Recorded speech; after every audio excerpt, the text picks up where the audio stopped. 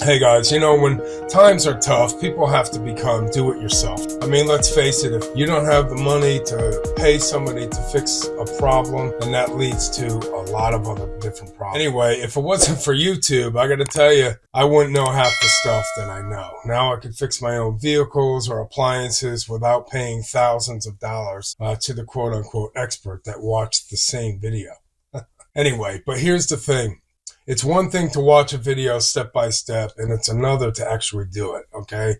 I mean, doing something that you never done before definitely creates anxiety and plenty of procrastination too, especially working on something that could be fatal. But here's the bottom line. If you push through it to solve that problem and figure it out, it's going to save you thousands of dollars, okay? And you're not going to get taken by somebody else.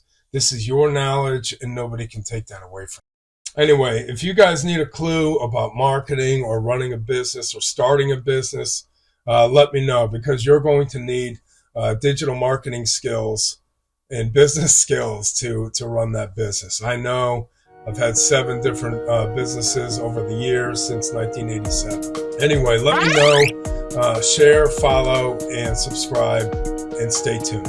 Thanks a lot.